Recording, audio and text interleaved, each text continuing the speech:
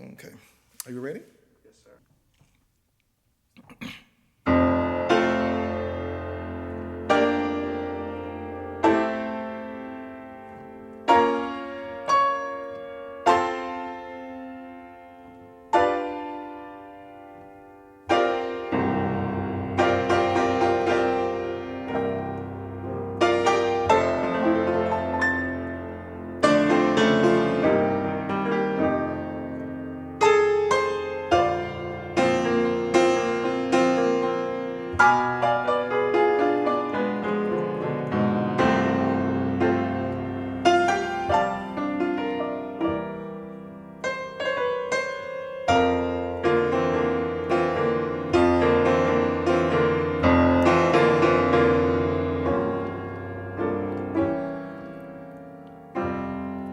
Oh, freedom. Oh, freedom. Oh, freedom over me.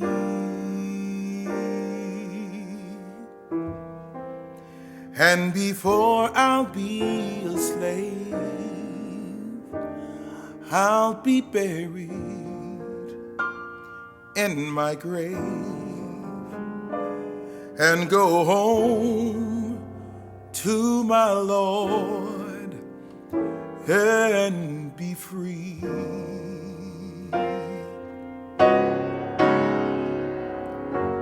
No more moaning, no more moaning, no more moaning over me. And before I'll be a slave, I'll be buried in my grave and go home to my Lord and be free. No more crying, no more crying, no more crying over me. And before I'll be a slave, I'll be buried in my grave and go home to my Lord and be free. No more weeping, no more moaning, no more weeping and moaning over me. And before I'll be a slave, I'll be buried in my grave and go home to my Lord and be free. There'll be marching, there'll be marching, there'll be marching over me. And before I'll be a slave, I'll be buried in my grave and go home to my Lord and be free. Oh, freedom, oh, freedom, oh, freedom over me. And before I'll be a slave, I'll be buried in my grave and go home to my Lord and be free. I'll go home to my Lord and be free. I'll go home to my Lord and be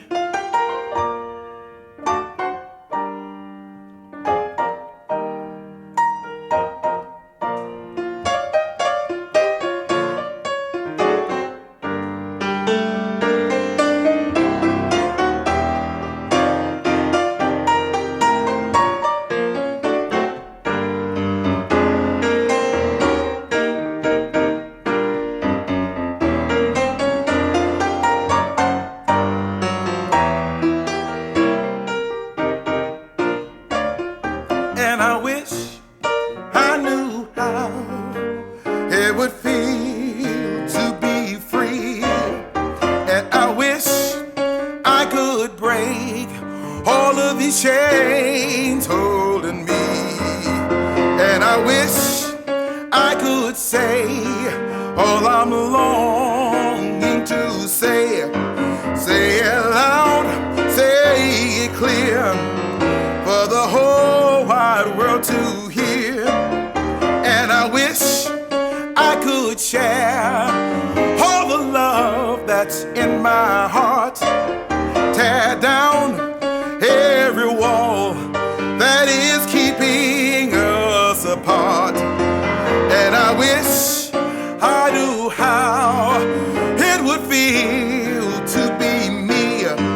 Then you see and agree that everyone should be free. And I wish I could give as I'm longing to give. And I wish I could live as I'm longing to live. And I wish I could do all I'm longing to do. Though I'm long overdue, I'll be starting anew. And I wish I could be like a bird up in the sky. How sweet it would be if I found that I could fly. I'd sail toward the sun and look down at the sea. And I'd sing 'cause I knew. And I'd sing 'cause I know. And I'd sing 'cause I know what it means to be.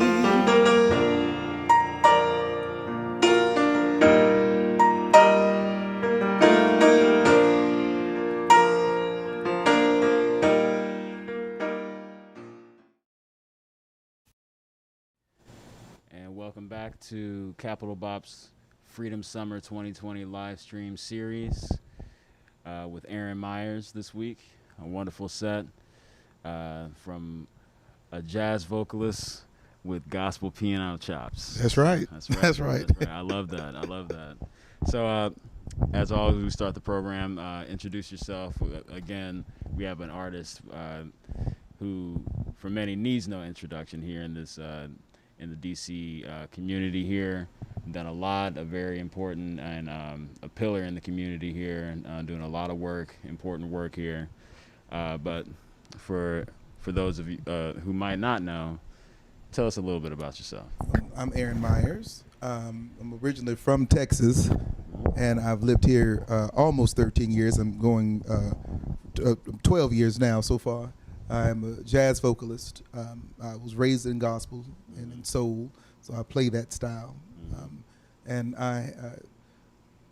on top of doing art and music, I do consider myself someone who likes to advocate for the arts and for this particular genre. And it's twofold. It's very selfish, because if I don't advocate for at least my job to be respected and given everything it needs, then there's nothing there for me to have. Then by doing so by proxy, it also helps quite a few people too. And I'm a big believer. I think coming from the church showed me the importance of your platform that you have, and you got to use the fullness of what your platform is to not only advocate for yourself, but to advocate also for those marginalized communities, which being black and brown in this time and in this culture, knowing that I'm black and proud, I'm playing music that was originated by black people. This is black music that artists in Washington, D.C. and in many places across the country are living at the poverty level, lower middle class. It's not until this pandemic happened that we got unemployment insurance, which means this government did not recognize our artistry as work. We have popularized the notion of the starving artist, and that starvation makes your art great and grand. Well, I'm already black, so I don't have to starve too. Y'all, this country has made it difficult already for me to give you my art. We've done everything possible for this country by giving music, giving entertainment, giving our foremothers gave their milk to babies they didn't have. All right. So the very wealth that this country has is built upon the work of my ancestors. My ancestors picked cotton. My grandparents were sharecroppers. My mama picked cotton. Sharecropping is modern day slavery.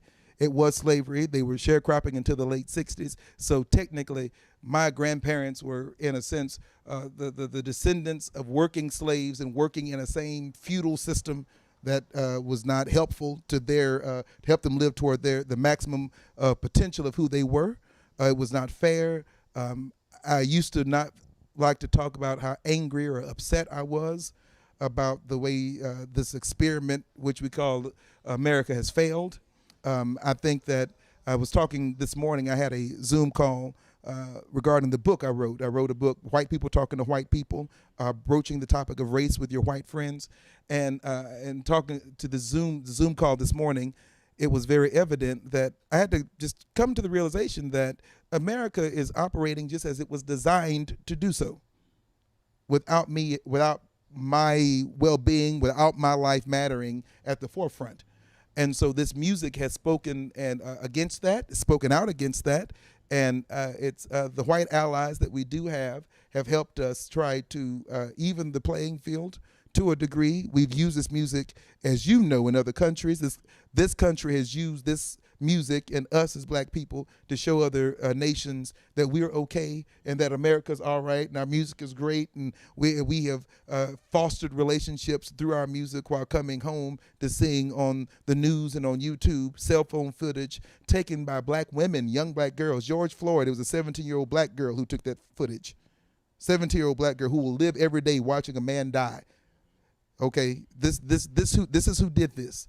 And so we live in a country where that's okay. White people have not been bothered enough for them to change.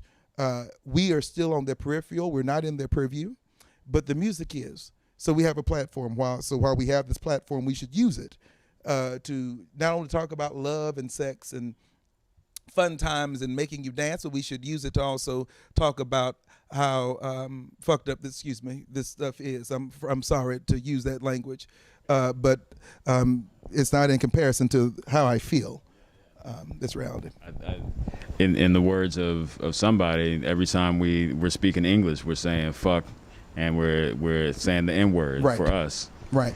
So, again, you're an artist that embodies a lot of what this series is all about, and bringing the music and the activism together, showing the cohesion of that, showing the history of that and the importance of that.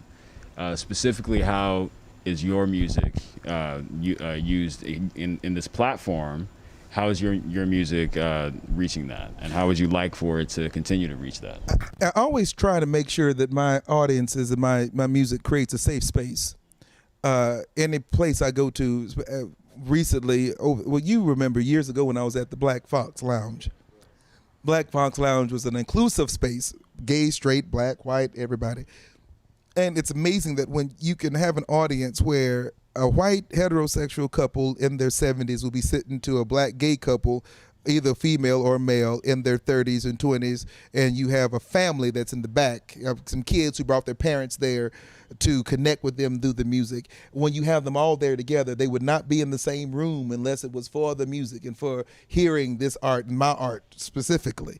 I have to use that opportunity to speak about the unity we all could bring together, the strength of numbers that we could have if we adopted and carried on the same energy after we left the show, but then also to call those people out there. Jazz is a unique art, so that when you do your show and I do my show, when we do our shows, in the audience, more than likely will be a CEO of some company. More than likely, there's a decision maker in the audience who came out with his wife or his husband or her husband or her family, a decision maker. And because something I do on stage or say on stage, some truth I may sing or speak, could possibly make lives better for their employees who may look like me.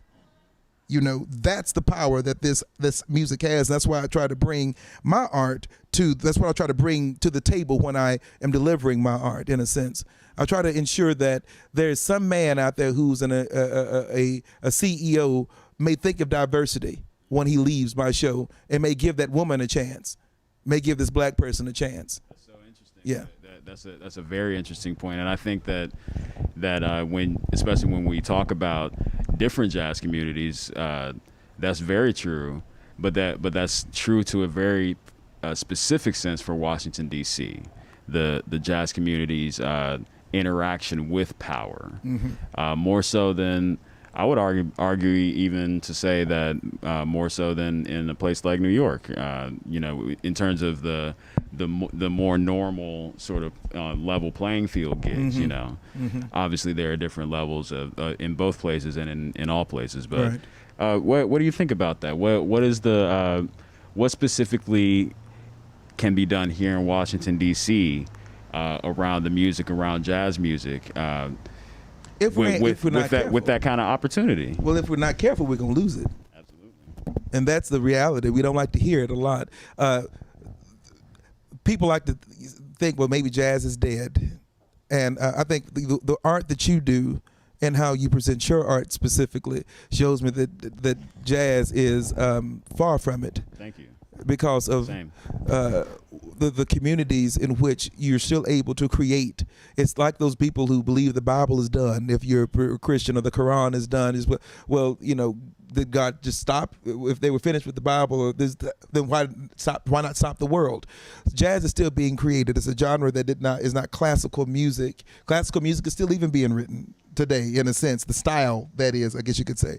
So specifically in D.C., orchestral, I'm sorry. Yes, right, that's the proper term. But specifically in Washington, this music and our platforms, we can use it not only to save what will be left of it. I want to be honest, because of COVID, there's no new normal. What we knew as normal does no longer exists. Because we were able to see, it should not exist, I should say. We should not return to making only $100 a night at a show. We're stupid if we do, and if we do, we deserve it, because we were not smart enough not to actually demand what we were worth coming back. We should not only be regulated to doing restaurants, which we love and appreciate, or small venues. Some people. I had a meeting one time with a government partner, DC government partner, who said no one wants to see jazz in a stadium. I said, well, hell, my pocketbook surely would love to see it. I would love to see that. I think people would go into a stadium to see jazz, We're not only regulated to... Shout out to Amy Schumer. There we go, right? Come on. That's the truth, though. That's the truth. That's the truth. For those who may not know, and big shouts to my man Mike Pride, Amy Schumer, for her international tour, famous comedian, for her opening band. Her one of her relatives is a jazz musician, and they indeed had a jazz trio playing in stadiums. For opening for Amy Schumer. It's absolutely possible. We also should not be limited to not having the support we need as far as just being able to basically live. Jazz musicians and musicians, for the most part, live either at lower middle class or below the poverty line. That's just the truth. The pride must be eliminated in that. And if you are okay with that, then shut up. But I'm not. And many of us are not. I just turned 37, right? And thank you. Last Monday, I turned 37. I have the antibodies to prove it. Okay? The ineptness of this president could have killed me. Right? I have a cousin now that's on the ventilator in Texas. My nieces and nephews are preparing to go back to school in Texas, right? What can I do here in Washington, D.C.? I don't know what I can do, what more I can do to be asked to be treated as a man, to be treated as a human. What else do I have to do to be treated as a man, to be my art to be recognized? Screw a Grammy. I ain't talking about that kind of shit. I'm talking about my art to be respected enough to where I can actually do it and be paid properly to be respected as such, and to be given the same due diligence as you give any criminal, may I add, because I grew up watching mobster movies and Al Capone and all. We know all about the John Dillinger, whoever his name was. All these folks, we know about these people. They're celebrated criminals, white criminals, mind you. They don't do it for black people. You take somebody like Stokely Carmichael, and he's a criminal. They make him bad. But Al Capone or what was the Bonnie and Clyde, all this other stuff. They romanticize white criminality, this kind of stuff. So what can I do in Washington outside of what I'm doing already? I don't know. Right now, what I try to do is use my platform to ensure that at least every note I play and every song word that I sing on stage somewhat uplifts not only my race but my community.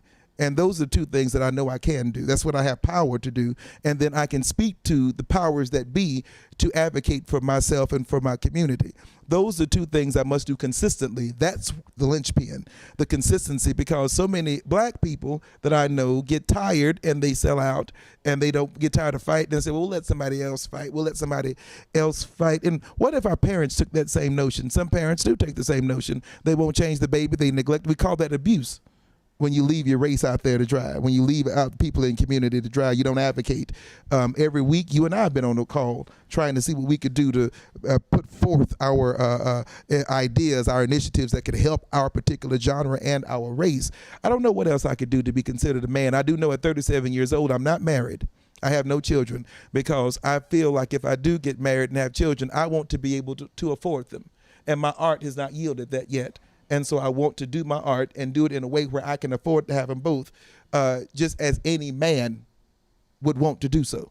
And I feel that this country has done a piss poor job at appreciating art the way it should. I just did a tour in Russia, and the mayor of Moscow asked me, time to be going to Russia too. It was a crazy time. I did 24 shows in 20 different cities. Thanks to Sharon Clark and Steve Washington. They done it. Steve did a more gruesome tour than I did. I was in 19 flights in 6 weeks.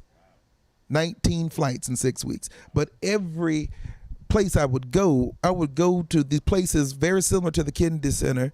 I mean, red carpet practically. First of all, you never will forget driving into a city and you see your name on a billboard in your face because they appreciate this is jazz now. And it's not like Cardi B and Beyonce aren't there too. In every hotel I stayed in, I heard Cardi B and Beyonce.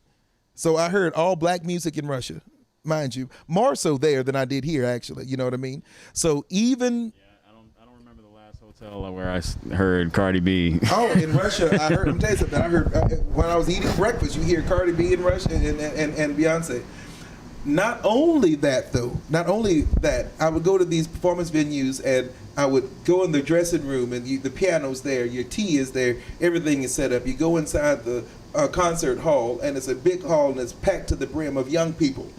Who appreciate this art. And I used to think, well, maybe it's because they don't understand about the other genres or whatever. It wasn't until I realized after one show, there was a group of about 4 or 5 girls, white girls. Well, it's Russia, so I saw a total of 13 black people in Russia when I was there, and 6 of them were in the airport, right?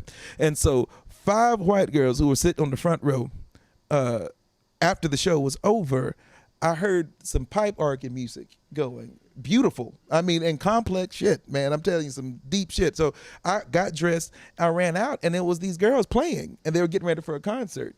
And then I started to peep game. They could appreciate this music because they have art education in school, so they know what this music is. So they like this music because they understand the language of art and music, and they have chosen to like it. And so I then go back here, just fly right back here to Washington, and you hear my colleagues who are fighting for money to get instruments for their students that they're only contracted by the fucking school. You got Washington, D.C., the nation's capital, does not have a fully funded arts program in their school, D.C. public schools. But then they want to talk about crime. I'm sorry, when it's hard for me to pick up a gun if I got a trumpet. It's hard for me to pick up a gun if I'm tired from a concert. I'm not even thinking about those things because I have hope. I have hope that I can do something else. And so I think I could use my platform to hopefully influence the district government and I hope other municipalities to look in communities where they see struggle and poverty and to fully invest in those communities. So if you can put a fully funded education, public school there, and then you can make access to jobs, good paying jobs, walking distance away from where people live in their neighborhoods. You know, people pride themselves in saying, oh, I can walk to work. Well, if you can walk to a well-paying job, you're not going to shoot somebody outside in your neighborhood because you got to walk to work. And then if you have recreational centers when you can walk your kids to the Y or walk your kids safely to a park, and then if you can also walk to a grocery store and get affordable, healthy food, you put all this stuff together in the community, hell, you ain't got no violence. And it's not there. So this is not rocket science that we're dealing with here. When you treat people less than human, they act inhumane, even to those who look like them. And in the music, we have got to call that out for what it is. And I try to use my platform to do that.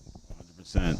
It's a fascinating conversation. Thank you so much for your words. Thank you. And wanted to invite those listening on our live stream.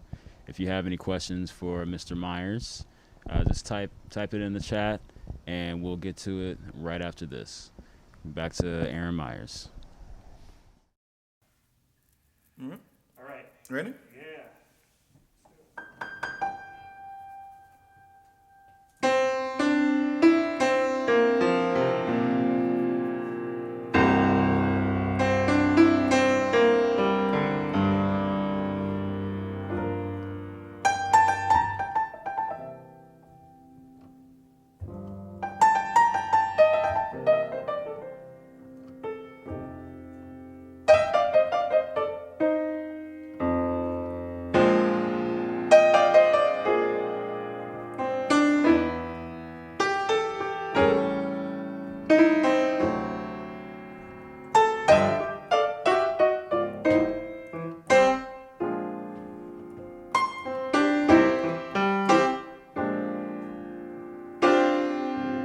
Them that's got shall get, them that's not shall lose. So the Bible says, and it still is news. Mama may have, Papa may have, God bless the child, he's got his own. That's got his own.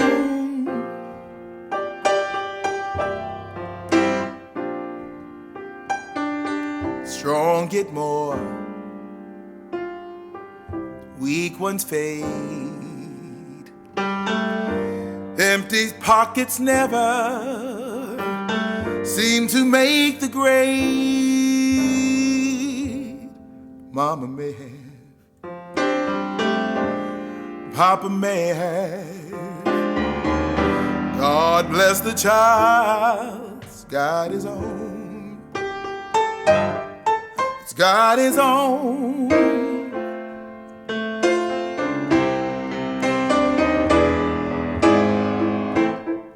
Money, you got lots of friends, they're hanging around your door. When you are done spending those ends, they don't come around here, they don't come around here no more.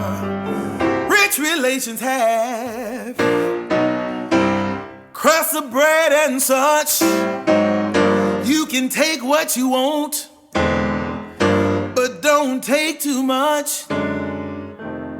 Mama may have, Papa may have, God bless the child, got his own, that's got his own.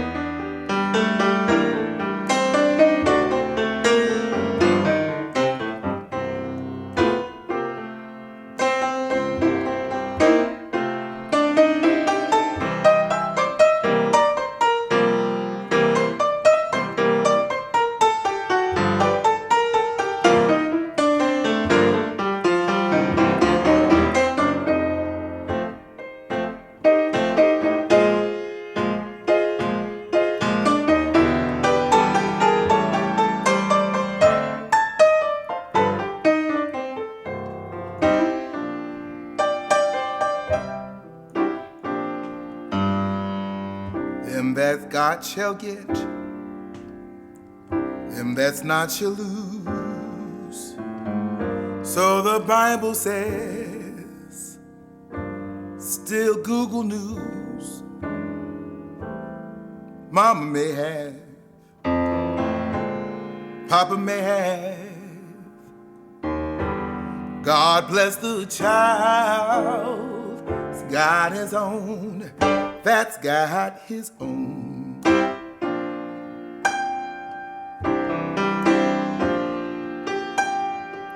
Strong get more, the weak ones fade. Empty pockets never make the grade. Mama may have, Papa may have. God bless the child. He's got his own. That's got his own.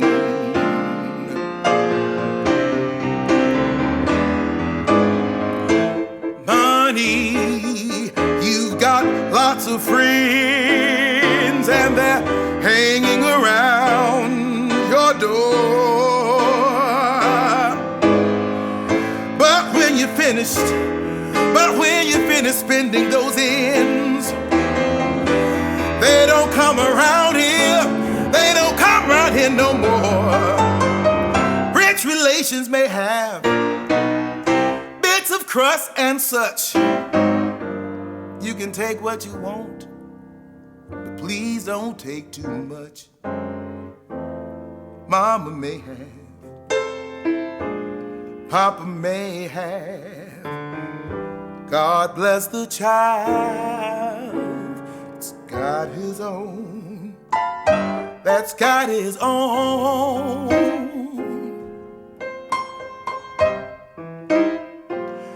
That's got his own.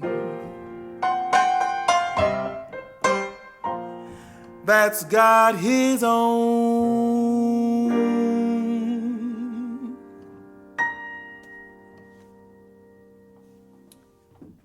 God bless the child.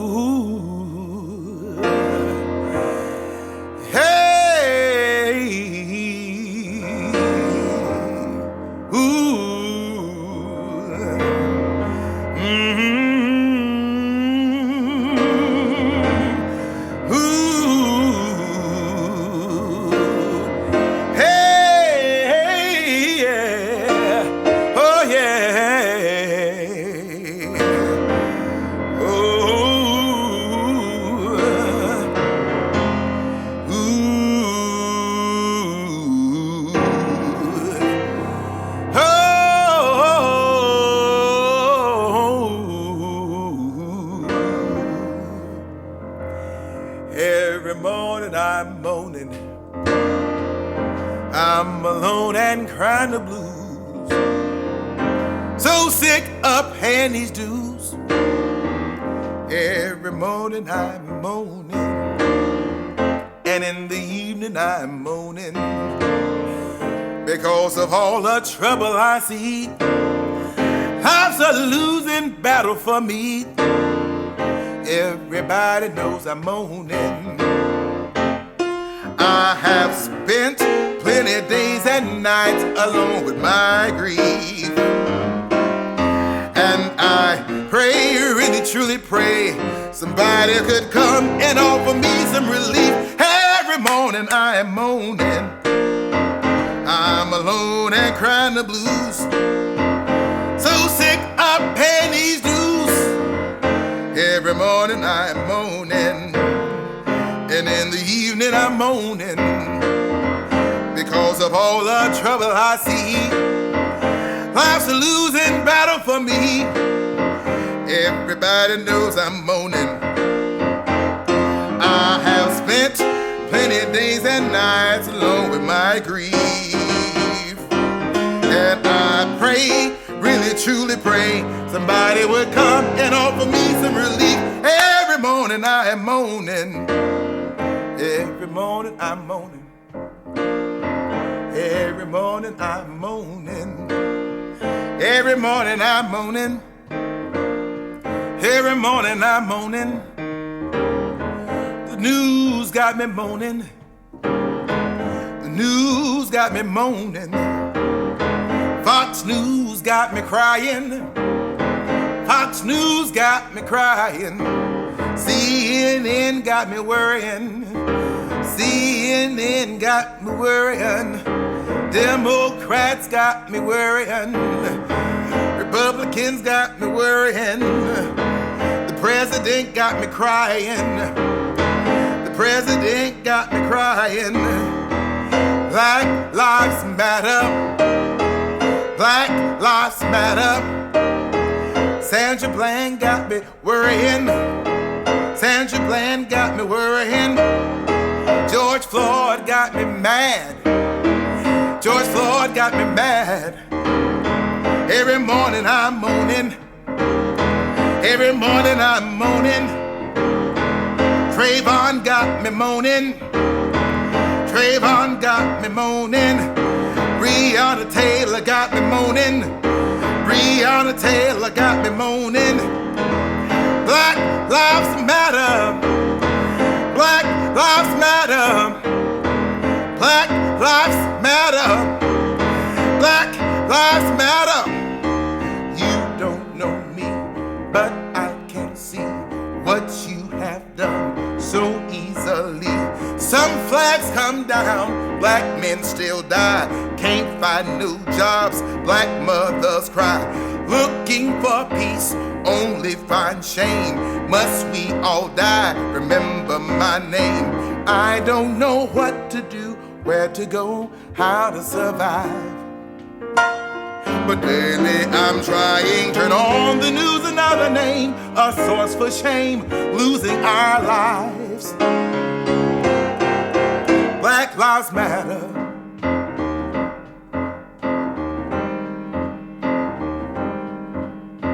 Hands up, don't shoot, we say with tears. For some it's new news, for us it's New Year's. I don't know what to do, where to go, how to survive. But daily I'm trying, turn on the news, another name, source for shame, losing our lives. Black lives matter. Every morning I'm moaning. I'm alone and crying the blues.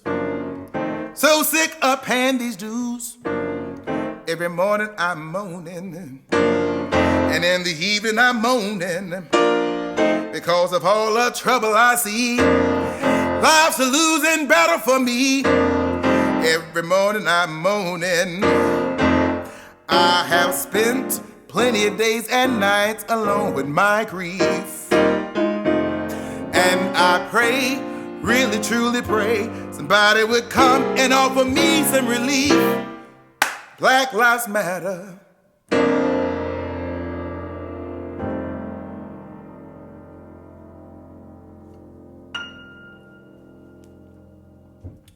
There we go.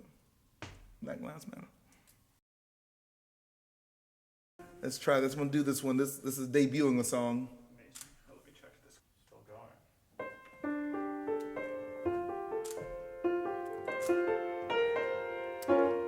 I'm going to introduce this one as I play too. Okay. So this is a debut for a song that I've written. I am trying to internalize something that I'm often asked. We're always asked, how are you doing? How are you? How are you feeling? How are you? How are you? How are you? And we smile. We smile. We smile. But in this particular moment, people of color are asked to smile and instruct and smile and make you feel a little bit better, and we are not giving the opportunity or room to really deal with, process what we actually are feeling, and especially when some of us have been here before. So I tried to write the words down to meet that moment. Don't ask me to smile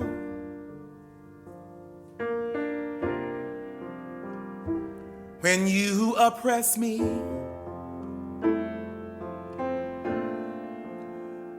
Don't ask me to smile. Just set me free.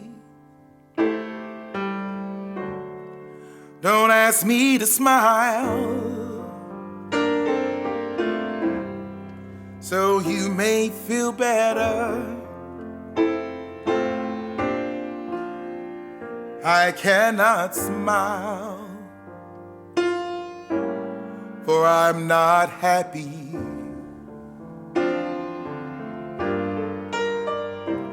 Each day I hear of one more gone,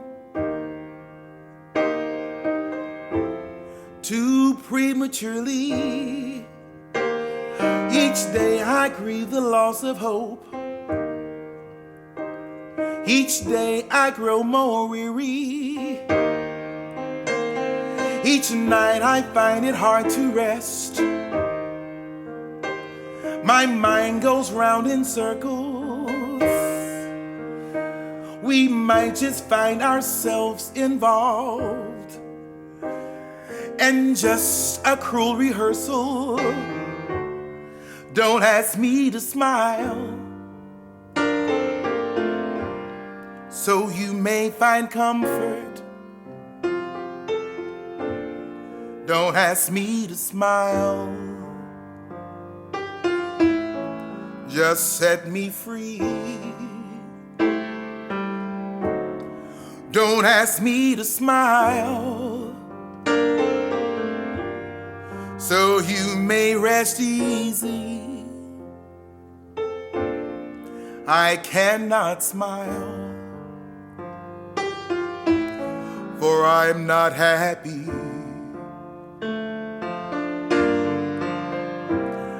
I've heard the stories for far too long. The fight is never ending. We've shared our pain in every song. The message we are sending. I know your tricks oh so well, far better than you know me. And even all the lies you tell, the truth will stand, the truth will be. Don't ask me to smile so you may feel flattered. Don't ask me to smile, for you cannot see. Don't ask me to smile so you may feel nurtured.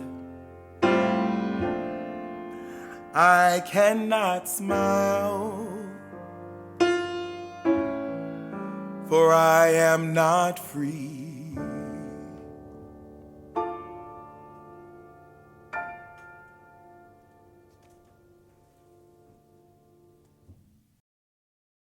And we're back. Thank you very much for being with us, Aaron Myers. Thank you for having me. We had some questions from the audience. One was about your albums. Can you talk about your albums? Yes, I have. I had 3 albums out, and then because of CD Baby, when I got back from Russia, my second album came off all distribution sites. Someone hacked my account. It wasn't just me. It was a lot of artists who had their albums somehow taken down. So I'm going to have to reissue it. Leo Rising, though, is my first album. And the second one was called The Lion's Den. I have a holiday album that's called Snowing in Vegas. That title of that album came from me working with Orrin Levine and Dorit and Will Stevens and his wife. And we were all at drinking rum at Orrin's house. And Orrin told us, shout out to Orrin, Orrin's wife was telling a story about every time they take some vacations or something of that nature, weird stuff would happen, like they went to Vegas and it snowed. And I was like, well, that's a Snowing in Vegas, that's a song. And we sat down and we wrote that song out and put it on the holiday album, and titled the holiday album that, Snowing in Vegas. So that's my recordings. I have 2 albums in me. One's finished. My last album I was going to record in 2018 did not get recorded because of my depression. I live with depression. I live with depression and anxiety, and the monster overtook me. And I tried to fight it, but I couldn't. People don't understand when you're doing an album, it's like giving birth. And that particular pregnancy was very difficult. And I couldn't take it. I tried very hard. I sink into a very deep depression after every album I put out. And it takes about 4 months to get out of it to a degree. And it's the worst part of it is between the time it's finished being recorded and right before it's released. That's the most difficult time. And then once it's released, you sink to nothing, and you're just trying to build back from that. Artists don't talk about that a lot. You're so right. A lot of artists don't talk about, depression or mental health or anything like that, but especially the process of making an album and releasing music and stuff, or even going on tour. And I was frightened to go on tour. I was frightened that if I would get in Russia and not be able to, I would have a moment where my depression was set on and I wouldn't be able to go on stage. I was frightened to death of that. I was scared that what would happen if I got overseas and I wouldn't be able to perform, or if I would not be able to function. And I was very fortunate that while I was there, it didn't happen. But when I got back from Russia, it was probably the worst, the closest I had been since I was in Hollywood to ending it all. Because you come back, I felt one thing when I was in overseas, which goes back to what your festival is all about. When I was overseas, when I was in Russia, after the second week I was there, I didn't feel like a black guy. I felt like a person. I was treated as a human with respect and dignity.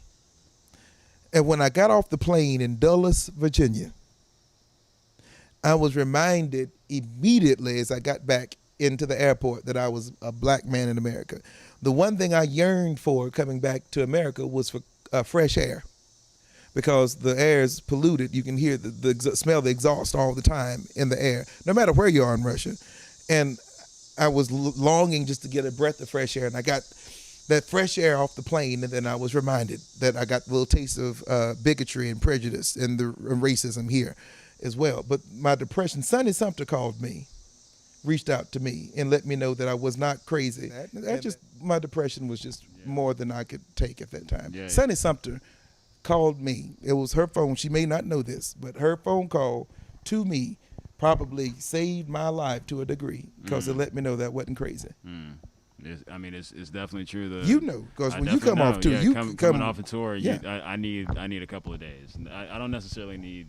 Maybe I do need a couple of weeks, but definitely I need at least 2 full days to just lay in the bed for sure.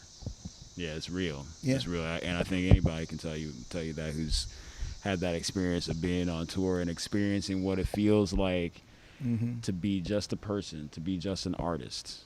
And they don't understand the difference. I mean, Russia did teach me. I loved about an hour after every show. I had to do autographs and take pictures, and after every show, and to see that they tore my jacket at one place. They were trying to get me to do pictures. I didn't have the security that I needed at the time, So that was fun. But to come back home, and I think that doing JoJo's that night, which I love doing JoJo's anyhow, But to do JoJo's that right afterwards was a little different. JoJo's feels different at that point. Show right. Yeah. You show you're right. It feels different than doing 3-hour shows that I felt that I had perpetuated a problem in Washington.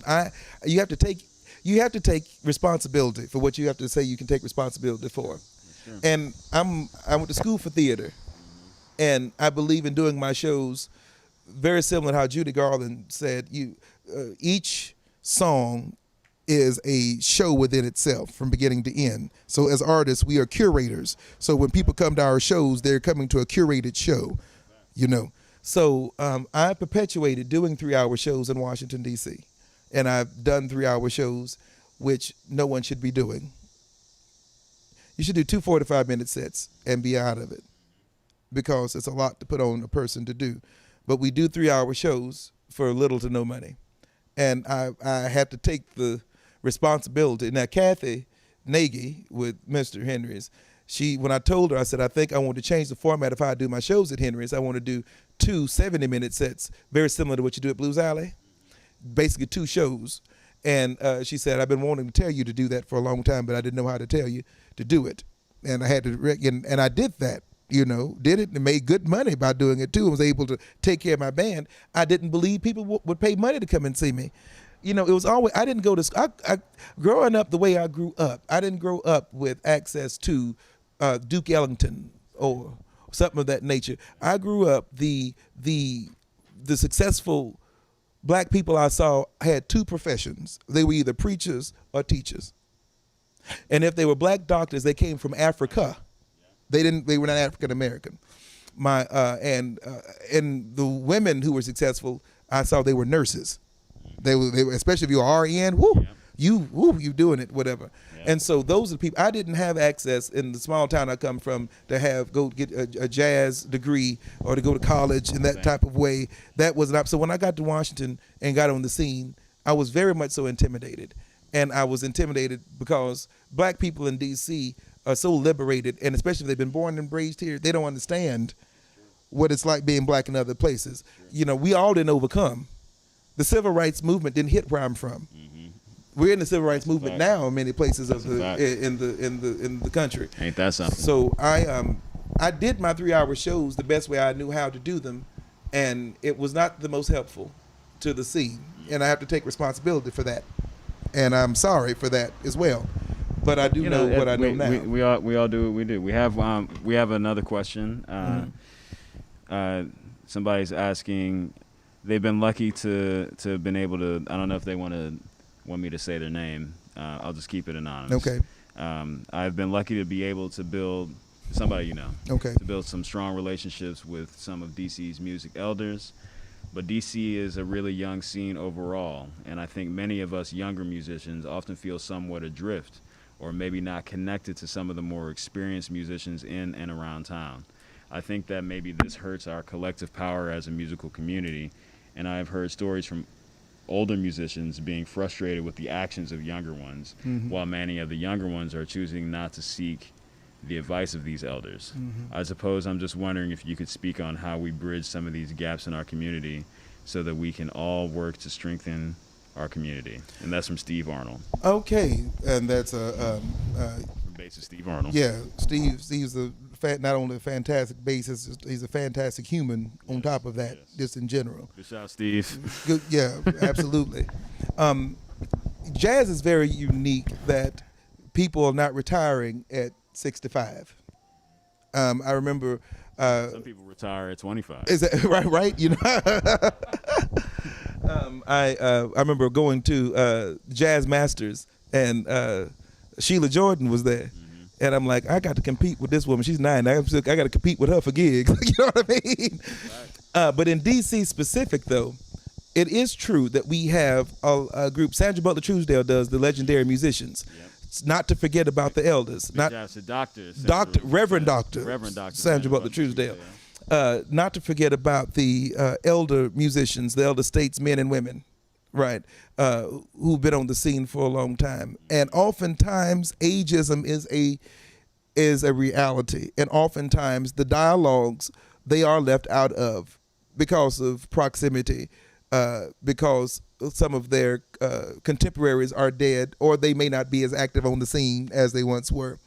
And their frustrations not only is understood, heard, and right, because a lot of times the elders that I've talked to, at least, have felt that they would want to just, they know their limitations, they know they don't have the same energy as they once did, and they would not want people to make the same mistakes that they made, talking to the same people who, and having conversations that go nowhere, right? So I can respect that. As far as the young people are concerned, I believe that there's an intimidation level, because in jazz, we tend to respect older people and their art, and revere them because of their art differently than in other places. And fostering relationships is something that a lot of young musicians don't do. For the ones who Nasser Abday is the example that I have seen of older musicians making it a point to be there with young people to understand where they are. He has made it a point. I remember I hired him, and also what's the bass player's name? He always say on all of his Herman Burney. Yeah, Herman Burney. I had hired them to play with me at Westminster. And I had said something about Mr. Abday. He said, "No, I'm Nasser. No, I'm working. We working now. Like we colleagues, okay, on this space." So to Steve's point, I don't think the divide is as great as we think it is.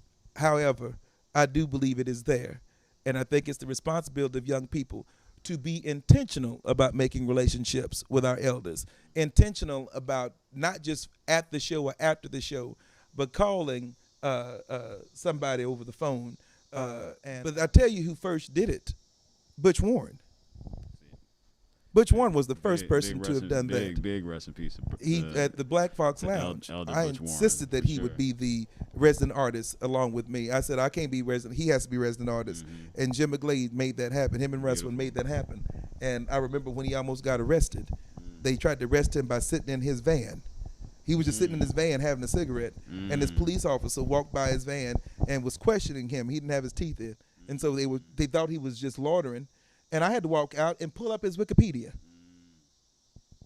and show the police officer, this is who you're talking to right now. And I told him, I said, Butch, I said, if ever again you need to go out for a smoke and I'm here, just tap me on the shoulder. Fast forward 2 months later, I'm at the Black Fox at the bar eating, and he hits me on the shoulder and said, time to go smoke. We go out with him to smoke, whatever. So, yeah, I'm just rambling. I'm sorry to do so. Alan, I want to record it, Alan, and I think Alan has a Steinway at his studio too. And if that is true, I really want to record there. And once I get my coins together, I will go there, Alan, because I believe in paying you what you're worth for your services. There we go. And we got to name these names, name these elders, so yeah, the people know. But that's about all the time that we have. This has been an amazing discussion. Thank you so much, I hope so. Aaron Myers. Once again, this is Capital Bop's Freedom Summer Sessions live stream series. In collaboration with the Blacksmiths, an organization of artists and organizers fighting for black liberation, based everywhere. And I will say this, though. Yes. What Quincy Phillips said on his Facebook page was stupid and ridiculous.